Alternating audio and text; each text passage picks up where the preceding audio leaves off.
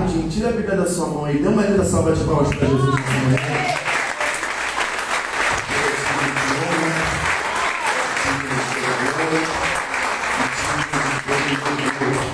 Você que pode, pega a sua Bíblia aí e abra comigo o livro de 2 Reis, capítulo de número 6. Livro de 2 Reis, capítulo de número 6, versículo de número 15. Amém?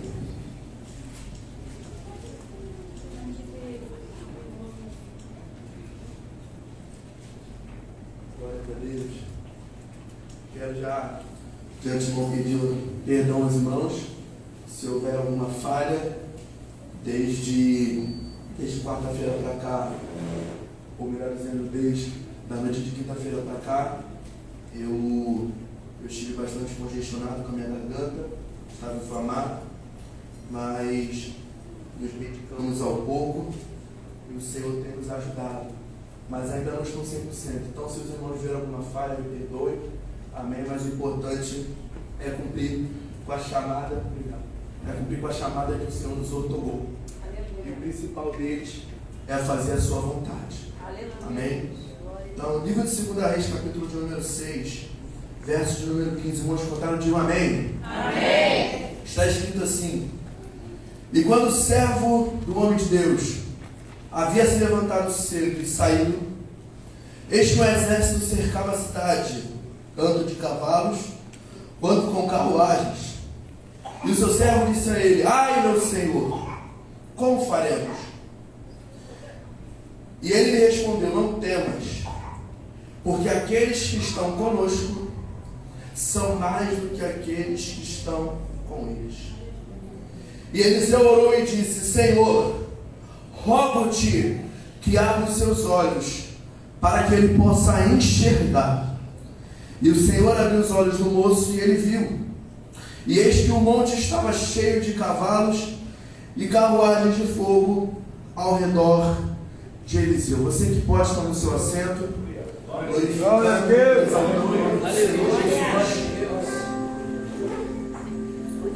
Glórias a Deus. Meus irmãos, estamos diante de um texto bastante conhecido, texto que eu sei que eu e você conhecemos muito bem.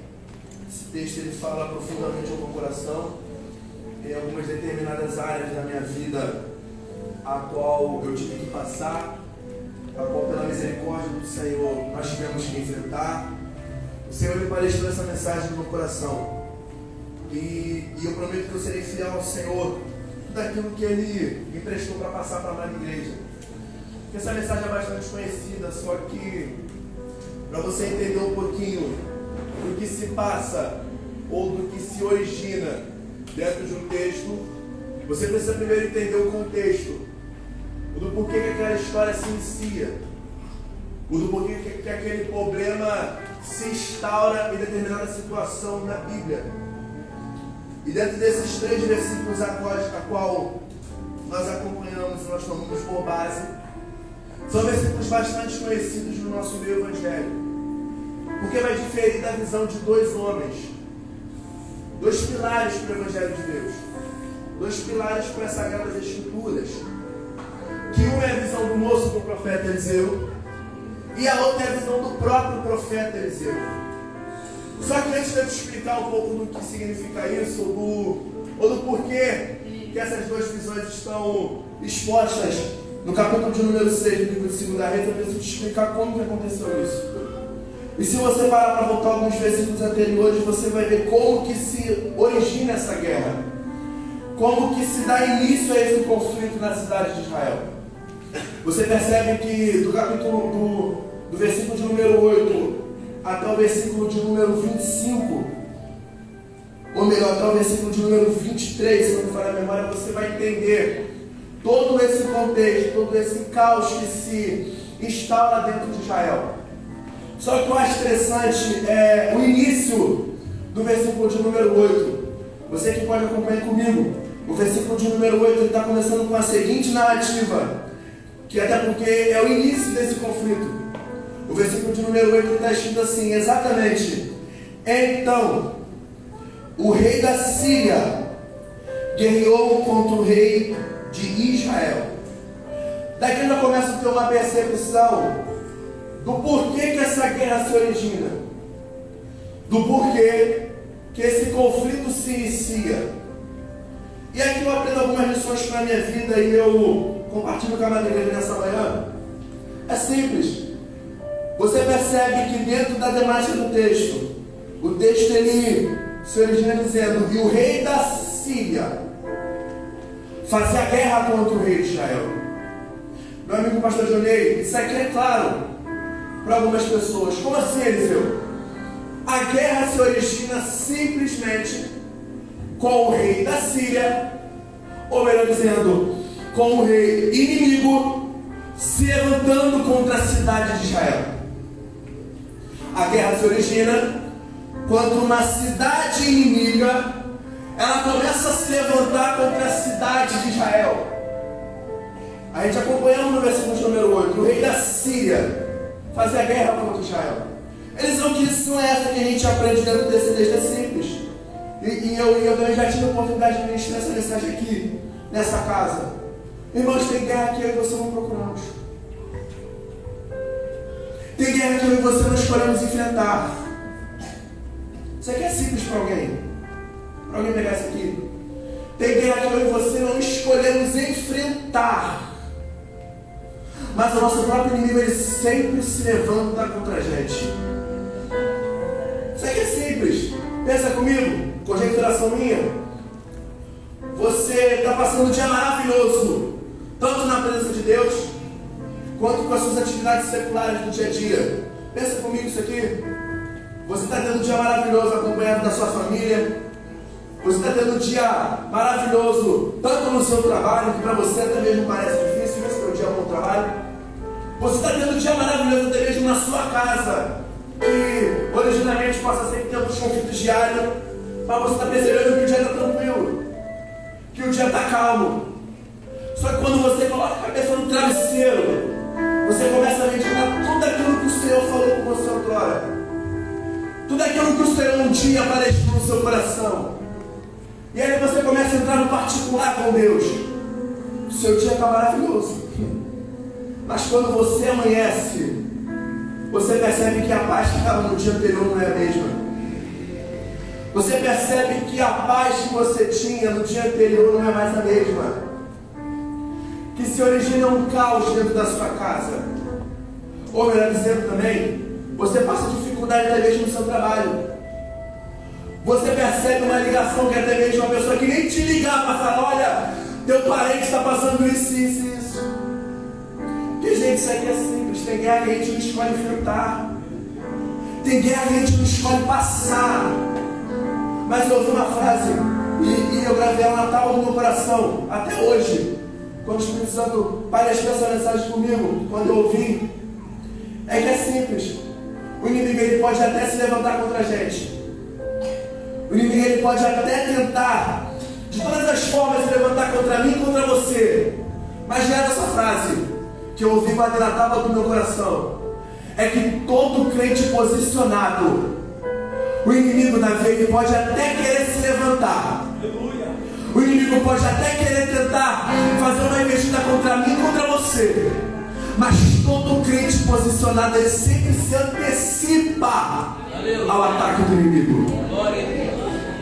Todo crente posicionado, ele sempre se antecipa ao ataque do inimigo contra a vida dele. Ele sempre se antecipa ao ataque do inimigo na casa dele. Ele sempre se antecipa ao ataque do inimigo na família dele. Por quê? Porque esse crente decidiu se posicionar. Mas ele diz: que posicionamento é esse? É físico? Não. Que posicionamento é esse? É material? Não. Esse posicionamento é simplesmente espiritual. Glória a Deus. E se a gente for parar para analisar um contexto espiritual, a gente vai perceber uma das famosas cartas do apóstolo Paulo na Bíblia, do meu ponto de vista, na Bíblia. Uma das famosas cartas do apóstolo Paulo na Bíblia é quando ele fala à igreja de Éfeso acerca do que é batalha espiritual. Ou então, melhor dizendo, acerca do que é guerra espiritual. Se eu não me engano, o apóstolo Paulo ele faz menção no capítulo 6 do livro de Éfeso, do versículo 10 até o versículo em diante, sobre o que significa guerra espiritual.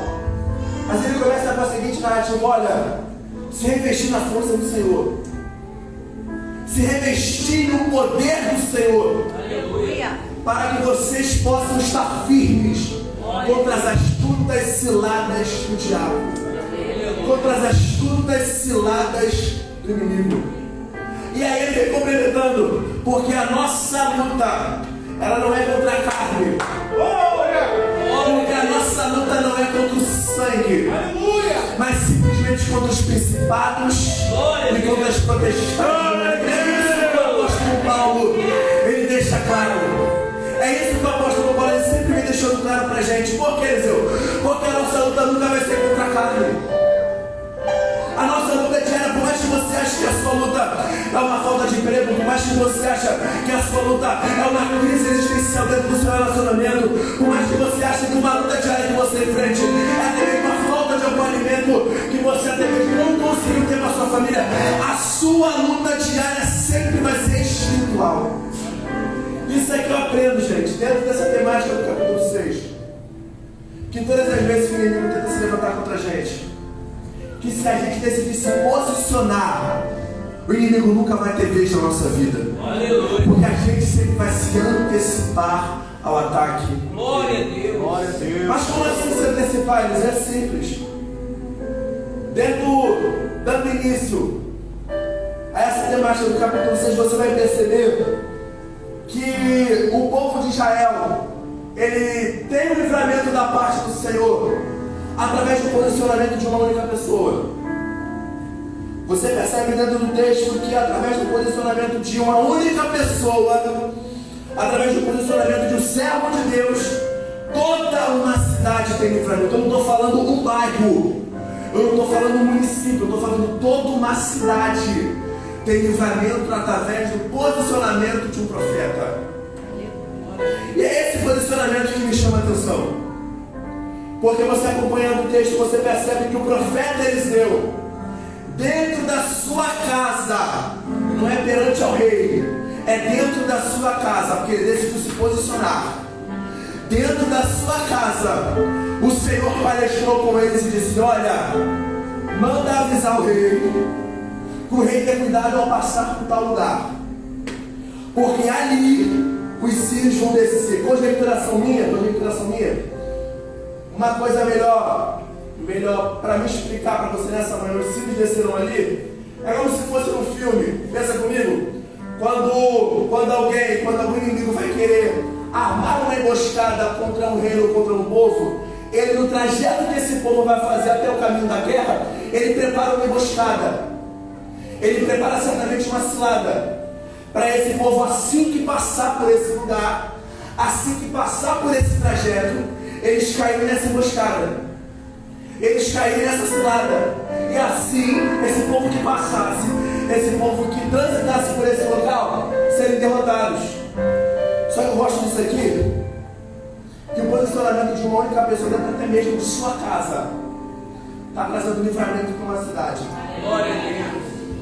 O profeta, se ele pega o mensageiro e fala: olha, vai ao rei e fala isso. O mensageiro vai. E quando o rei passa por tal lugar, o texto ele menciona claramente que o rei e todo o exército de Israel não tem livramento só uma vez. Não tem livramento só 2 vezes, mas pelo menos mais de 2 vezes o povo de Israel tem livramento naquele trajeto. Glória a Deus. Sabe o que eu estou tirando isso aqui para a minha vida? É que o posicionamento de uma única pessoa, de se decidir se posicionar mediante um ataque do inimigo, está fazendo ele se antecipar ao ataque do mesmo. Aproveita, vê se tem um crente pentecostal do seu lado aí, pega na mão dele rapidinho, me ajuda a pregar nessa manhã. Olha para esse crente mais bonito que eu botou do seu lado aí. Se ele não for muito, profetiza, você ainda vai ser bonito nesse ano 24. Fala para ele aí, profetiza na vida dele, mas fala para ele que mais o profeta se posicione. Fala que mais o profeta se posicione, porque através do teu posicionamento aqui é o livramento que está chegando para a tua casa.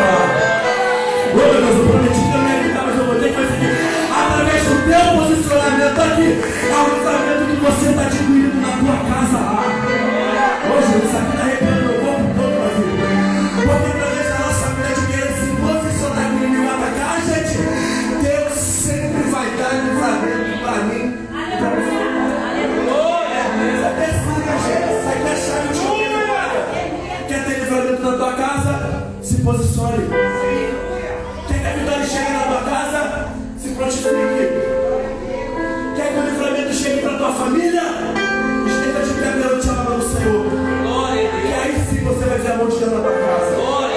Que aí sim você vai ver a mão de Deus na tua vida. Que aí sim você sempre vai ver a mão de Deus na tua vida.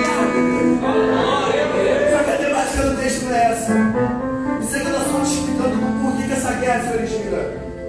É porque é simples.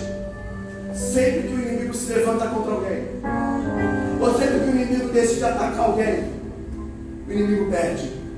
O inimigo ele sempre vai perder. Mas eu gosto do texto, gente. Eu gosto dessa temática, porque isso aqui pode até mesmo falar comigo e contigo.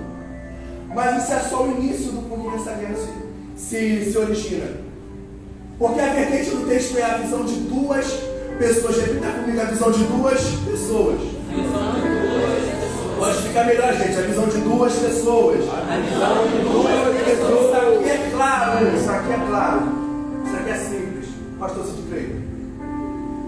Porque a visão de uma pessoa, a visão do moço do profeta Eliseu, difere da visão do profeta Eliseu. São duas visões distintas, mas ambas com o mesmo propósito. Como assim? Vou te explicar. Quando o rei da Síria descobre que tem um mensageiro entre eles, porque o rei da Síria, presta atenção aqui, o rei da Síria achava que dentro do seu conselho, dentro da sua cidade, existia um informante do rei de Israel. Ou melhor dizendo na nossa linguagem, existia, o X9 dentro da cidade da Síria, que contava tudo ao rei de Israel. Só que não, gente. Lá dentro da cidade do próprio rei da Síria, se levanta uma pessoa e fala: olha, meu rei, tem um mensageiro, ou melhor dizendo, tem um profeta lá em Israel, que tudo aquilo que você fala, até mesmo na sua recâmara secreta, o Senhor faz saber no ouvido dele, o Senhor faz saber no coração dele. Tudo aquilo que você fala em oculto contra a vida dele, o Senhor revela para ele lá. Mas eu não vou entender isso aqui não. Isso aqui é uma outra temática. Isso aqui quando você percebe que o rei da Síria descobre onde o profeta está, ele cerca a cidade de Dotã, ele cerca a cidade circunvizinha a Israel. Dotã, se você parar para analisar um pouco do contexto dessa cidade, você vai perceber que Dotã, ela é uma planície propriamente para o uso da agricultura, porque ela não tem muitas casas ao redor dela. Ela não é uma cidade muito composta por civilizações. Você vai perceber dentro do mapa geográfico que ela em si é mais uma cidade voltada para a agricultura, com a sua vasta quantidade de campos. Só que pela manhã o rei decide sair com seus cavalos, com seu exército, para atacar o profeta. Só que pela manhã, percebe isso aqui, e a gente acompanhou no versículo 15, que quando o moço do profeta Eliseu ele sai à porta da casa para os afazeres do dia a dia, ele percebe que quando ele coloca o pé na porta da casa, ele começa a olhar toda a cidade cercada. Ele começa a perceber toda a cidade cercada pelo exército da Síria. Gente, pensa comigo, na visão humana agora. Sem ser a visão espiritual, na visão humana. Quando você percebe que o laço do inimigo está na tua porta, quando você percebe que com as suas próprias forças físicas você não vai conseguir se livrar disso, qual é o questionamento do ser humano? Já é o fim.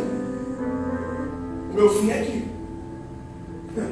Isso aqui vai falar com alguém aqui nessa manhã, pelo menos com duas pessoas, é o mínimo. Quando você percebe que o inimigo se levanta contra você, que com as suas próprias forças você não consegue se livrar, o seu único pensamento é esse: para mim acabou, para mim já é o fim. É essa visão aqui do moço do profeta Eliseu. O moço do profeta está vendo o cenário de caos instalado na cidade, e ele chama o profeta: meu Senhor, o que nós vamos fazer agora? Ele percebe o caos instaurado na cidade. Ele percebe que o rei da Síria cercou a cidade inteira de carros e cavalos de fogo, de carros e cavalos com seu exército. Gente, isso aqui é profundo demais, gente. Porque é alguém que com a própria visão carnal só está olhando a dificuldade. É alguém, pastor Dionei, Daniel, que não está olhando para as visões espirituais. É alguém que não está olhando com uma visão espiritual, sabendo que Deus pode ajudá-lo, mas está olhando para a visão carnal, está olhando só para a dificuldade, está olhando só para o medo, está olhando só para a luta que ele vai ter que enfrentar, está olhando só para a estratégia que ele vai ter que armar para sair daquele caos. Só que eu não gosto dessa visão. Isso aqui é simples. O que me chama a atenção é a visão do profeta Eliseu. Porque quando o profeta chega para falar com o seu moço, para falar com o seu servo, ele fala: ó, fica tranquilo. Por quê? Por quê, profeta? Porque mais são os que estão conosco do que aqueles que estão com eles. Eu vou repetir isso aqui. Mais são os que estão conosco do que aqueles que estão com eles. Pregador, isso aqui é simples. Tinha alguém daquela cidade a favor do profeta Eliseu? Não. Tinha alguém do espada desembanhada para lutar por Eliseu e pelo seu moço? Não. Mas Eliseu decidiu olhar com uma visão espiritual para esse problema que se levanta naquele momento. Meu irmão, isso aqui é simples. Isso aqui é claro para dizer para mim, para você nessa manhã. Independente da dificuldade que está se levantando contra você, independente do problema que está se levantando contra a tua casa, independente da investida do inimigo que está se levantando contra a tua família, se você continuar olhando com as suas próprias visões carnais, você sempre vai perecer.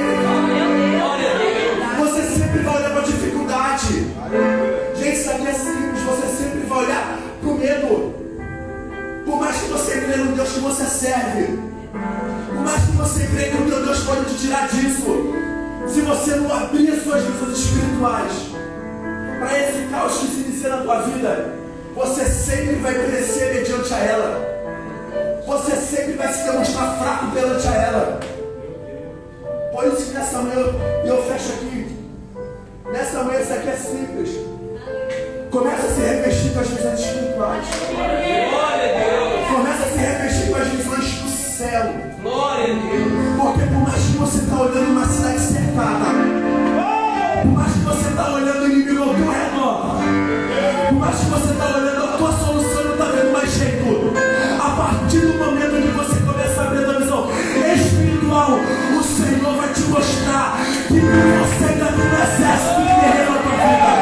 Por você continua tendo exército guerreiro na tua casa. Pode se levantar quem for, todo crente posicionado, e o olho aberta, tem livramento de Deus.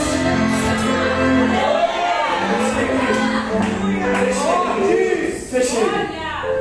Quando Eliseu decide abrir as visões celestiais, abrir as visões espirituais, ele percebe que a cidade, por mais que esteja cercada, ele percebe em cima dos montes carros e cavalos de fogo para lutar por ele. Eliseu naquele momento. Quando Eliseu decide abrir as visões espirituais, ele percebe que o socorro de Deus já tinha chegado perto dele. Sabe o que eu lembro disso? E aí eu fecho.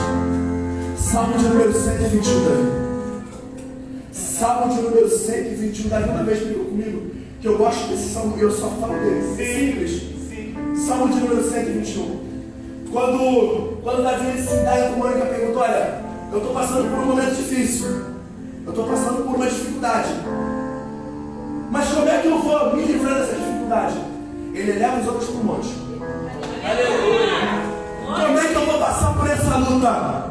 Essa versão que eu estou usando dessa Bíblia aqui, eu gosto dela, por quê? Porque ela começa com a seguinte narrativa: levantando os olhos para o monte, só se levanta aquilo que está caído. Só se levanta aquilo que está para baixo. Então, Davi está começando a entender: da terra, ninguém pode me ajudar nesse momento. Aqui na terra, ninguém pode me ajudar nessa situação. Mas assim como eu levantar minha visão para os montes, o socorro de Deus vem para a minha vida. Porque Davi começa a citar lá: eu elevo os meus olhos para o monte. De onde que me virá o meu socorro? Aí ele complementa a pergunta: o meu socorro vem do Senhor, que fez os céus, que fez a terra. Davi está entendendo aquilo que você entendeu na segunda reis. É simples. Quando você decide se posicionar e levantar os seus olhos para Deus, o socorro vem de Deus.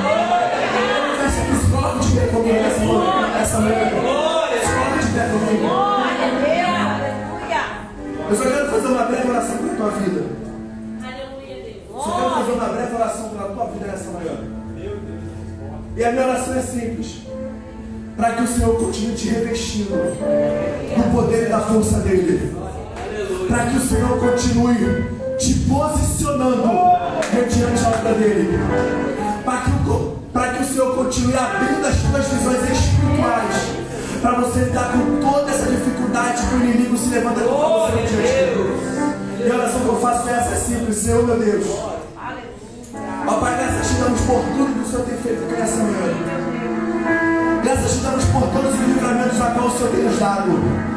Ó Deus, livramentos até esse a qual nós não percebemos, mas mesmo assim o Senhor tem nos livrado. Deus, nessa manhã a oração que eu te faço é simples. Começa a abrir a visão dos teus filhos aqui nessa manhã. Começa, Pai, a preparar a trajetória dos teus filhos aqui nessa manhã. Ó Pai, que por mais que o inimigo venha se levantar contra a casa deles, que por mais que o inimigo venha se levantar contra a família deles, por mais que o inimigo venha se levantar contra a família deles, com o seu coração voltado para ti, o Senhor sempre se levanta ao nosso favor. Deus, a oração que eu te faço é simples. Continua revestindo teus filhos nessa manhã. Continua dando força. Ó Pai, capacitando teus filhos para vencer cada dia mais as astutas ciladas do nosso adversário.